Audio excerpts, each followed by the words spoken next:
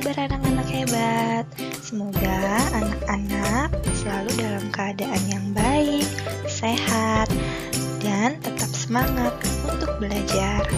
Hari ini kita akan mempelajari materi pengaruh kondisi geografis Indonesia sebagai negara maritim terhadap kehidupan sosial budaya. Are you ready? Go!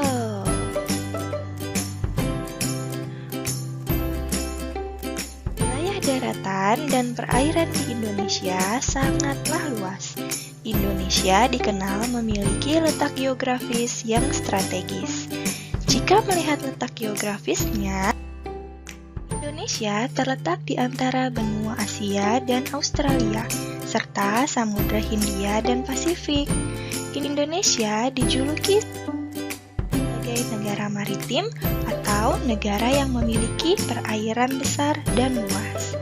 Indonesia memiliki perairan seperti laut dan selat yang sering dijadikan alat transportasi baik nasional atau internasional. Jalur perairan ini menghubungkan Indonesia dan negara sekitarnya dengan negara di benua lain seperti benua Amerika dan Eropa.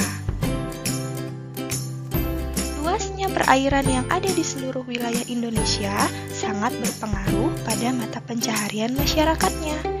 Masyarakat yang tinggal di daerah pesisir biasanya memiliki mata pencaharian sebagai nelayan, petani garam, petani kelapa, pembudidaya mutiara, pedagang, ataupun pemandu wisata. Oleh karena letak geografis Indonesia sebagai negara maritim tergolong strategis, hal ini jelas membawa pengaruh bagi Indonesia di berbagai aspek kehidupan. Tidak hanya mempengaruhi kondisi ekonomi, negara maritim juga mempengaruhi kondisi sosial, seperti pertukaran budaya. Pertukaran budaya terjadi saat melakukan transaksi jual-beli. Apa pengaruh kondisi geografis Indonesia sebagai negara maritim bagi kehidupan sosial dan budaya? Simak penjelasan berikut. Jika dilihat dari segi sosial masyarakat, kondisi geografis sebagai negara maritim memiliki pengaruh yang besar untuk menjalin komunikasi dengan negara lain.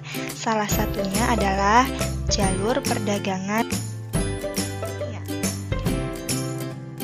Banyak dari pedagang internasional singgah di Indonesia. Pedagang yang membawa asal kebudayaannya lambat laun mulai berbaur, bercampur, hingga lebur dengan kebudayaan Indonesia. Kondisi tersebut melahirkan kampung dari suku tertentu yang berdampak pada perubahan perilaku masyarakatnya. Hal itu disebabkan oleh pengaruh pola dan nilai perilaku yang cenderung terjadi dalam kehidupan sosial masyarakatnya. Posisi strategis yang berada di antara dua benua, Australia dan Asia, menyebabkan Indonesia menjadi jalur perdagangan dunia. Oleh karena itu, sejak dahulu kala banyak pedagang dari seluruh dunia yang melewati dan mampir ke Indonesia.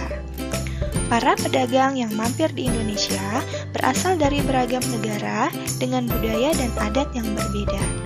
Budaya yang dibawa itu lambat laun akan bercampur dan melebur dengan budaya asli Indonesia. Keberagaman budaya semakin bertambah. Budaya Indonesia akan semakin beragam karena adanya percampuran budaya asli Indonesia dengan pendatang.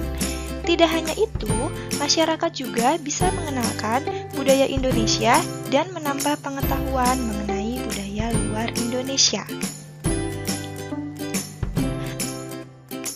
Dampak positif akibat pengaruh kondisi geografis Indonesia terhadap kondisi budaya masyarakatnya, serta pengaruh kondisi geografis Indonesia sebagai negara maritim bagi kehidupan sosial dan budaya. 1. Komunikasi dan interaksi penduduk menjadi lebih mudah, baik antar warga maupun warga negara Indonesia dengan para pendatang dari berbagai negara. Hal ini didukung adanya kemajuan teknologi teknologi dalam bidang pelayanan antar pulau dan antar negara. 2. Terjadinya pembauran, percampuran, atau peleburan nilai-nilai antar pulau dan antar negara. 3. Munculnya perkampungan etnis tertentu seperti pecinan dan kampung Arab. 4. Terjadinya perubahan perilaku masyarakat karena adanya pengaruh masuknya pola dan nilai perilaku dari pulau, daerah, atau negara lain. 5. Terjadinya perpindahan dan pertukaran ilmu pengetahuan dan teknologi. Dampak negatifnya: 1. Terjadi perubahan perilaku masyarakat karena pengaruh masuknya pola dan nilai perilaku dari pulau, daerah, maupun negara lain. Perubahan perilaku tersebut bisa saja tidak sesuai budaya Indonesia. 2. Dapat melunturkan bahasa daerah karena pengaruh bahasa asing. 3. Dapat melunturkan budaya daerah karena pengaruh budaya asing. Hilangnya kebudayaan asli budaya Indonesia dapat perlahan luntur karena kentalnya pengaruh budaya asing terhadap masyarakat, sehingga dikhawatirkan budaya asing tersebut lebih sering diterapkan dan akhirnya budaya asli Indonesia hilang. Oleh karena itu, kita sebagai masyarakat harus terus menghargai dan melestarikan budaya bangsa. Tujuannya agar budaya tidak luntur dan dapat diwariskan lagi untuk generasi mendatang. Lalu, bagaimana cara melestarikan budaya bangsa? 1. Mempelajari budaya bangsa. Untuk melestarikan budaya, masyarakat harus mengenal budaya sendiri terlebih dahulu. Setelah mengenal budaya, masyarakat akan lebih menghargai dan mencintai budaya tanah air. Mempelajari budaya bisa dilakukan dengan sejumlah kegiatan sederhana, mulai dari mengikuti kegiatan budaya, mencari tahu tentang budaya, hingga bergabung ke dalam komunitas. 2. Memperkenalkan budaya kepada orang lain. Setelah mengenal budaya sendiri, masyarakat dapat memperkenalkan budaya sendiri ke negara lain. Dengan begitu, budaya dapat dikenal dengan lebih luas. Selain itu, budaya juga semakin dihormati oleh orang lain. 3. Memperkenalkan budaya ke negara lain. Pelestarian budaya dapat dilakukan dengan memperkenalkan budaya ke negara lain. Tujuannya agar negara lain mengenal dan menghargai budaya tanah air. Ada banyak cara yang bisa dilakukan untuk mengenalkan budaya ke negara lain. Salah satunya dengan mengunggah budaya sendiri di media sosial, mulai dari tarian, pakaian adat, dan lainnya. 4. Tidak terpengaruh budaya asing. Di era teknologi ini, budaya asing semakin mudah untuk masuk ke tanah air. Budaya tersebut kerap menggeser keberadaan budaya lokal. Dalam hal ini, kita sebagai masyarakat tidak boleh terpengaruh dengan budaya asing.